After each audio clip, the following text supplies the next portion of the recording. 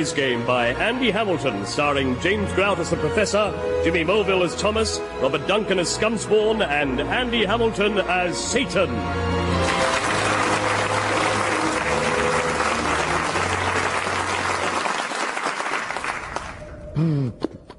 Scumspawn? Yes, sir? I'm bored. Bored as a brain cell in the frontal lobe of Lawrence Llewellyn Bowen. Perhaps you could go up and sow mischief and discord in the world of men. I mean, that always raises your spirits. Does it? I know.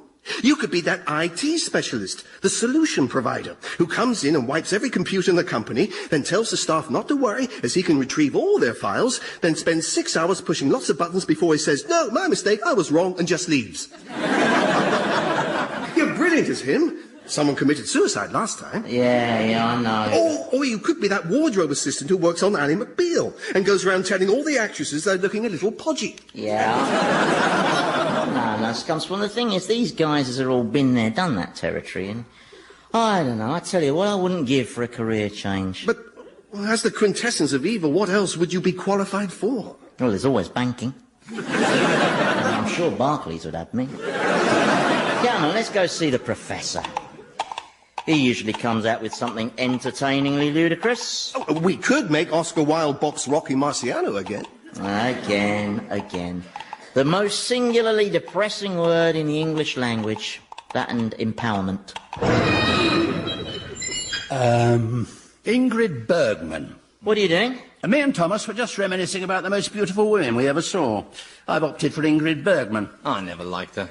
She's one of those Nordic beauties who always looks like she's got a headache. No, I prefer the more uninhibited Mediterranean type, women who like to laugh. I mean, all the women in my life were like that. I'd get them into bed and they just laugh. Well, yes, I accept Bergman was a little glacial, perhaps. But in terms of the pure aesthetics of her face, she had this undeniable beauty. Well, I could never see it. Well, of course you couldn't. Hey? Well, you find what you look for, don't you? If you look for beauty, you'll find it. But if you just look for ugliness or disappointment like you do, well, that's all you'll find. Oh, then what is this beauty? Well, it's a very hard thing to define. But you know it when you see it. Right, wait right there. Oh, where's he headed off to? I don't know. He's in a funny mood. He's coming back. OK, Professor, Exhibit A. Please meet the most ravishing woman in all antiquity, the legendary beauty, Helen of Troy, and her plain-looking friend Daphne. I don't understand. Well, a beautiful woman is always accompanied by a plain-looking friend, Prof. It's one of the laws of nature. It's so they can benefit from the contrast. Delighted to meet you, Helen. My name is Thomas Crimp, and may I say the legend of your beauty scarcely does you justice. Thank you. Oh, I see. So I'm invisible then, am I? My name's Scumspawn, Daphne. I'm pleased to meet you. Oh, brilliant. I get the hideous one. See, call me a quibbler, Professor, but I can't actually see this astonishing beauty in Helen. I mean, her features aren't even in proportion. Oh, she's very pretty, be fair. And don't forget, hers is the face that launched 1,000 ships. Well, she's got a very long nose. Perhaps they slid them down there. Thomas, stop dribbling. You're making Helen damp. Now, do you want to know my theory, Prof? Well, That's a rhetorical question.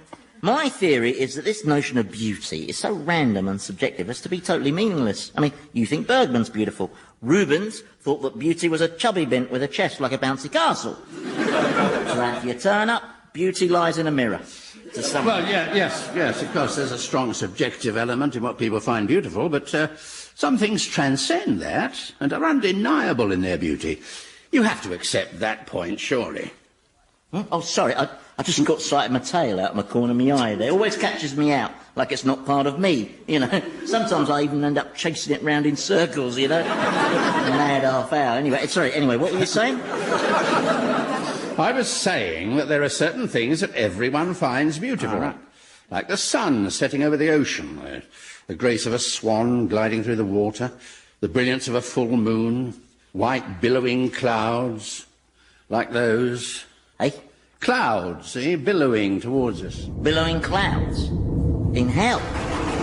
Uh-oh, on the floor, quick, prostrate yourselves, avert your gazes. He likes gazes to be averted. Who does? I do. Good God, it's God. Correct, I am the Lord Almighty, I am the Alpha and the Omega, and all the Greek letters in between, blah, blah, blah. We are not worthy of your presence, your almightiness. Oh, yes, I know all that. We are but undeserving, pitiful vermin, aren't we, Scumspawn? Yes, indeed. Especially me. You remember Scumspawn? I'm hardly likely to forget someone that ugly. No, true, he is once seen, never forgotten, isn't he? It's the ginger nasal hair. Oh, yes, I remember everyone. And unfortunately for you, everything. Yes, of course. So you remember the Professor, then? Oh, yes. We met the last time I visited your kingdom. He asked me how I could be sure I was the one true God. Did he really? He's a one, isn't he? Yeah, actually, he can't help himself. He's got this syndrome. It's like Tourette's, only he shouts out questions rather than swear words, you know. Yes, but how does a god know that he is the god? It's a fascinating question, isn't it? Indeed it is. And so's what's it like to get 300,000 volts up your arse? May I just say, your divineness, that your countenance is looking particularly magnificent and awesome, and that those Renaissance painters failed to do you justice. They really did. Ah, yes. Thomas Crimp.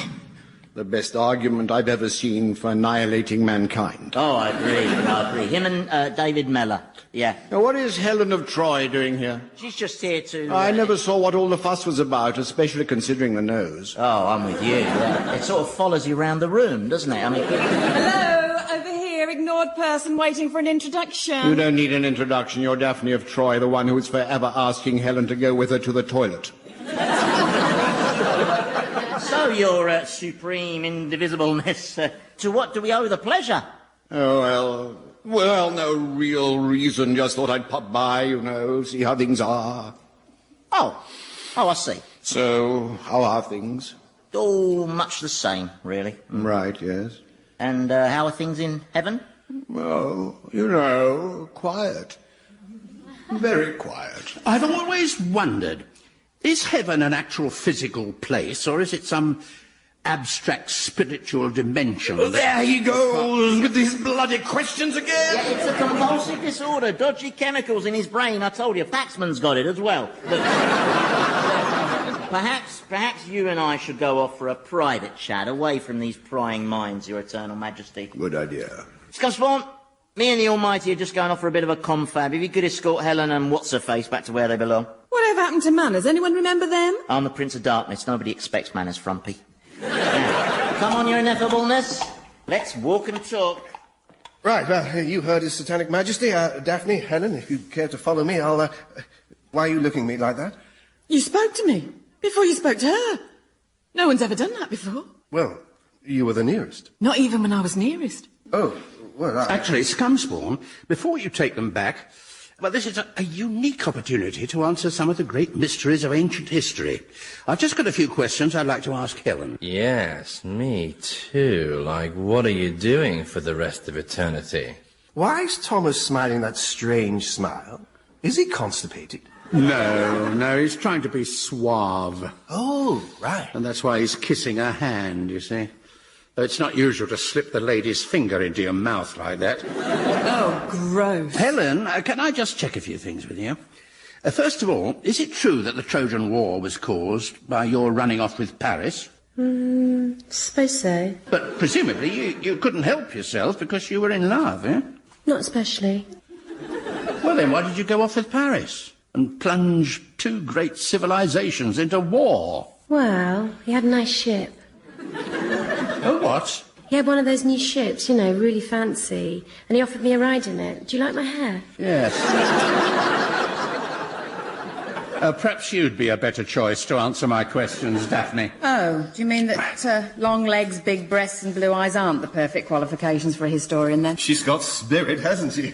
I like that in a woman. Yeah, actually, Helen, do you know what I like in a woman? What? Me. That's a coincidence. King Priam of Troy used to use exactly the same opening chat-up line. Oh, really? He was a prat as well. Oh, now that's interesting.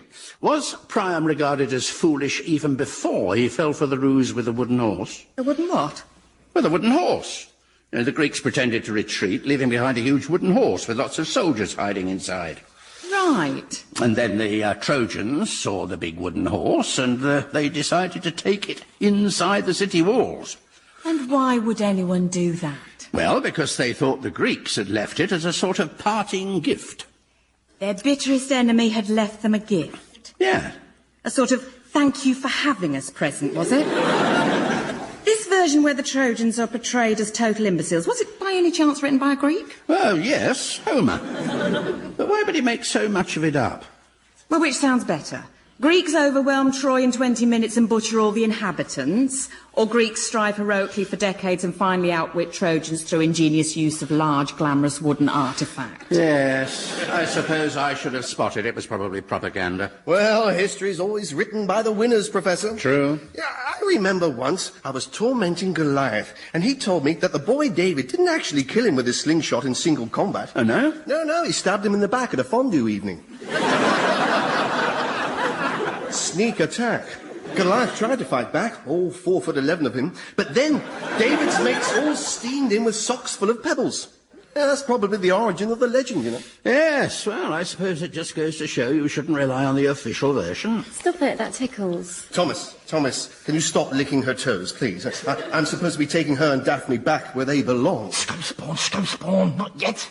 I'm getting somewhere. I just need a bit more time. I can't disobey His Satanic Majesty's orders. All I want is a chance to pull Helen of Troy. Is that really so much to ask? Oh, leave Scumspawn alone, Thomas. You'll get him into trouble. And for what? For a Trojan Barbie. You just got the hump because she fancies me and not you. She doesn't interest me in the slightest. She's as shallow as a gnat's bee-day. Are you two going to fight over me? No. Oh. Thomas, I'm sorry, but I have to comply with Satan's instructions. Now, that means taking Helen and Daphne... Look, no problem. You can comply with his instructions. Can I? First, you can take Daphne back while I look after Helen. And then you can come back for Helen after I've looked after her. For a bit. Oh, grow up, man. She won't give you the time of day. I don't want the time of day. Actually, Scumspawn, I think Thomas's idea is quite a good one. I'd like you to accompany me without her. Really? Yeah, we could talk on the way, perhaps. Oh, right, yes. Well, that'd be nice. I can escort you through the raging fires of hell back to your pit of eternal torment. Right. Yes. It's always nice to go the pretty way.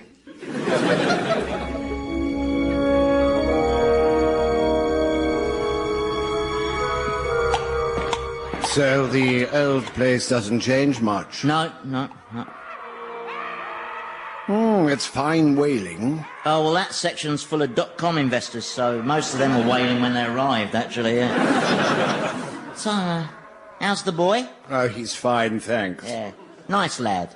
Lovely nature. Oh, yes, he's exemplary. The perfect son. If perhaps a little on the serious side sometimes. I know what you mean, yes.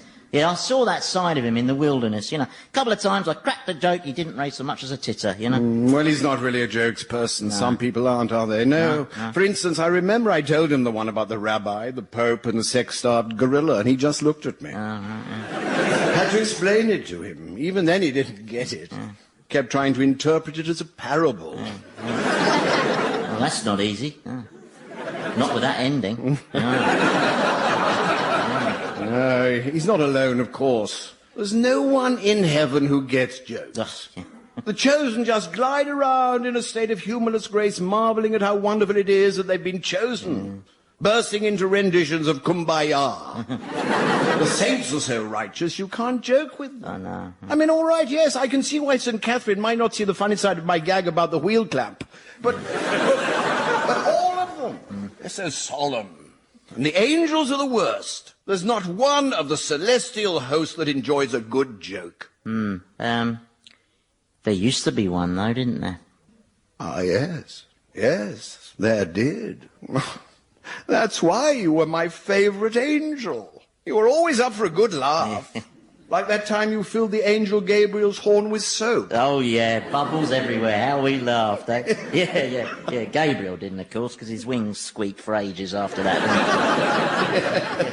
Oh, yes. Oh, we did have good times, though. Yeah. Till you went and you ruined everything. Well, maybe it's best we don't get bogged down on that whole rebellion blip. Is there something you want to tell me, Your Supremeness?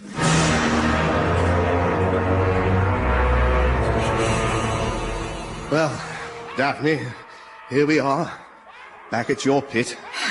Thank you for walking me home. My pleasure. I enjoyed our talk, especially that interesting stuff about all the different varieties of bile that there are. I know, and people think there's only one kind. It does make me smile sometimes. That's the longest anyone's ever spoken to me. I think I tend to put people off. So do I. Well, I better go fetch Helen and get on with my duties. Yes, I suppose you better. I'll be passing back this way again, so perhaps I could call in? I'm not going anywhere. Oh, look at me, I'm blushing. Me too, see? Bright green.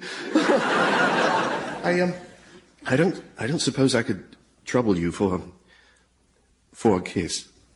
A kiss? No, of course not, I'm sorry. No, it's just... You don't want to. I can't blame you. It's the ginger nasal hair, isn't it?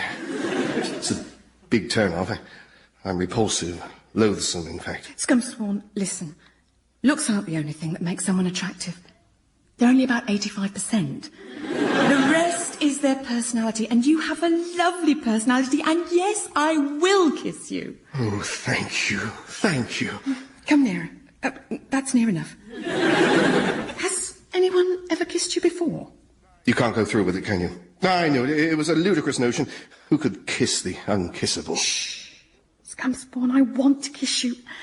And I will kiss you. It's just... Yes? Well, if I black out from the stench, promise you won't take it personally.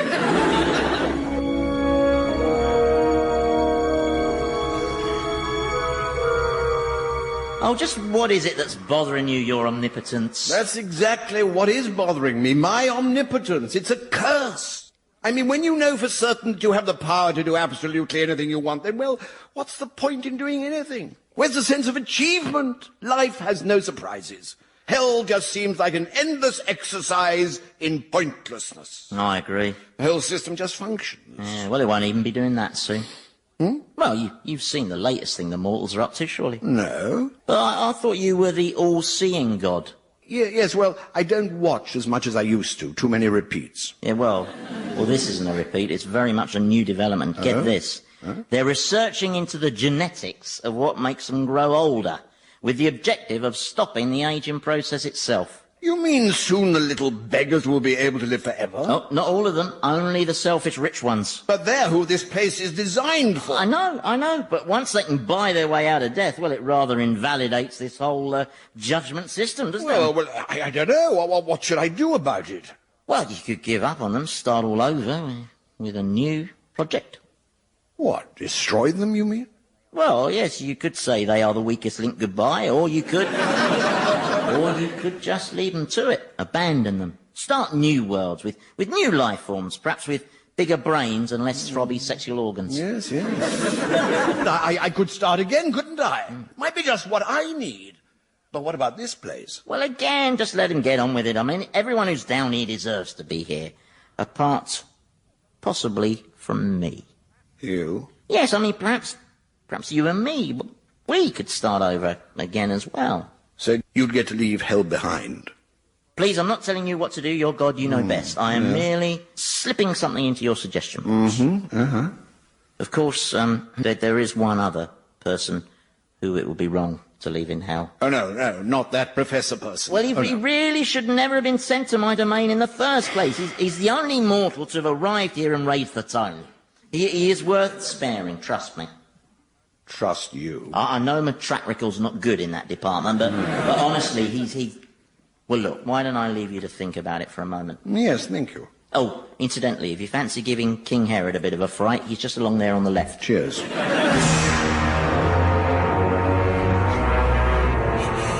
So, tell me, Helen, do you like me stroking your thigh like this?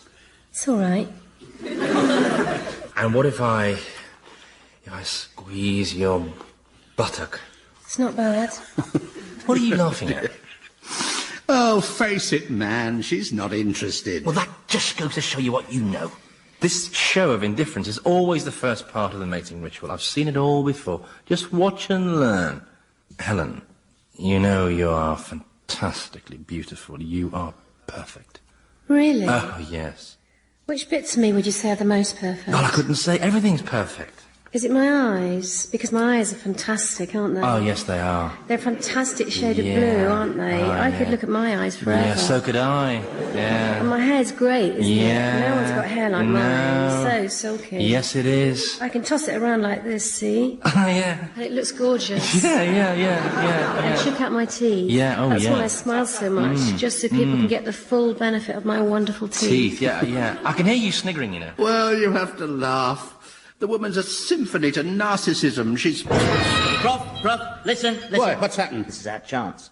God is obviously experiencing some sort of mid-eternity crisis. Isn't that brilliant? Is it? Yeah. It could be our ticket out of this dump. Now, this is one of those defining moments, Prof. Concentrate. So what's very important is that when the Almighty comes back, you let me do the talking. Satan! Shh, leave this to me. I've decided you're absolutely right, Satan. Time to start again. This whole creation of mine has ended up a miserable disappointment. Well, why do you say that? He just does, all right? He's God. He doesn't have to justify himself. That's one of the perks. Yes, but why is it a disappointment? Well, for instance, take a look over there. That piece of slime. Thomas is groping the vacuous Helen of Troy in a bleak and pointless encounter that just seems to personify the superficial, empty breed that humanity's become. Yes, but you have to look beyond that.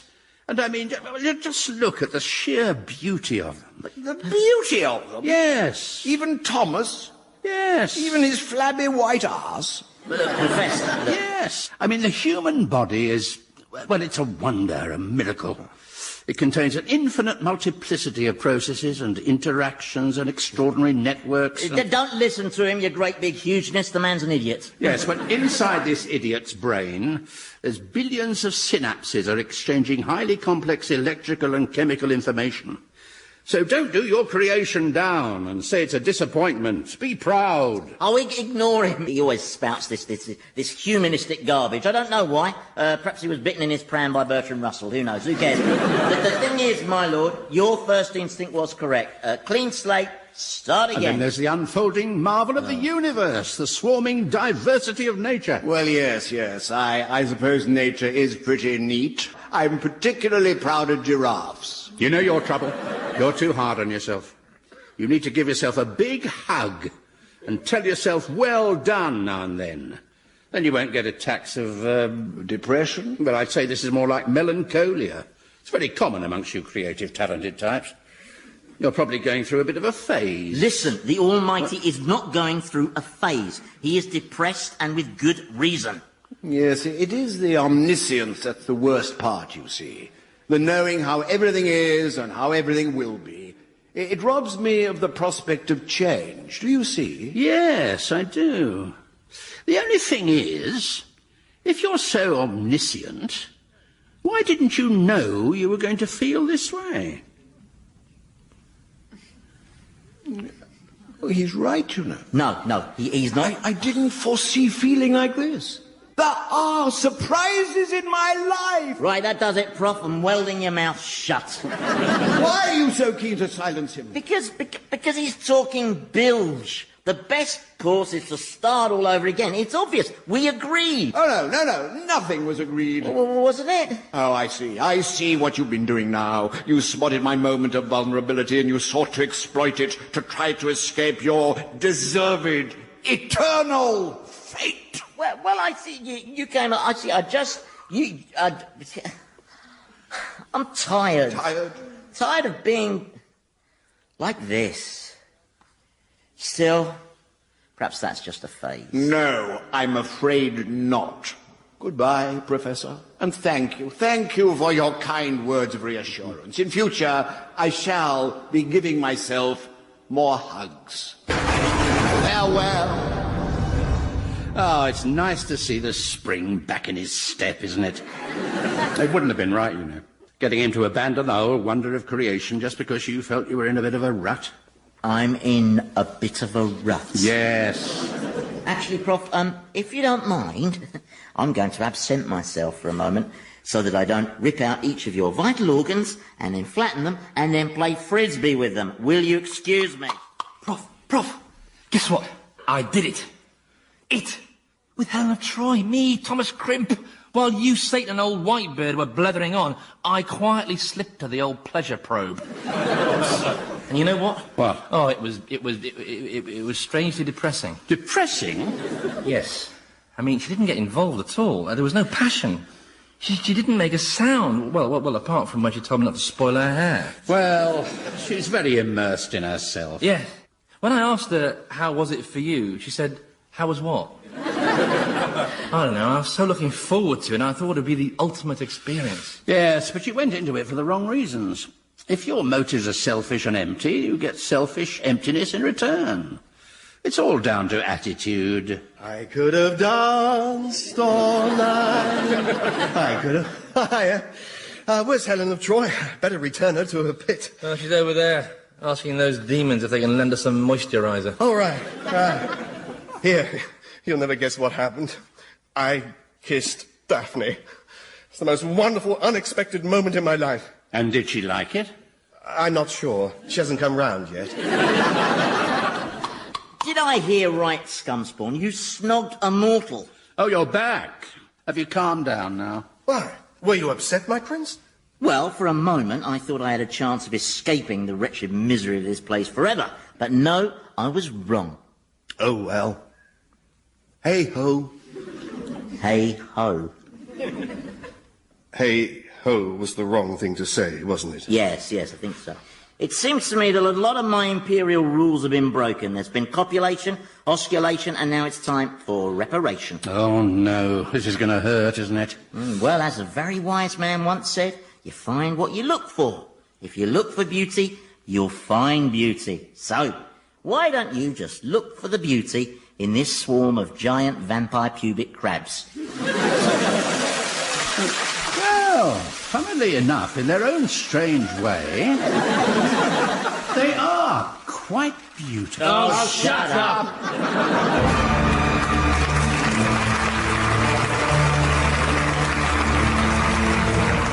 Old Harry's Game featured Andy Hamilton as Satan, James Grout as the Professor, Jimmy Mulville as Thomas, Robert Duncan as Scumspawn, David Swift as God, Felicity Montague as Helen of Troy, and Geraldine McNulty as Daphne. The programme was written by Andy Hamilton and produced by Paul Mayhew Archer.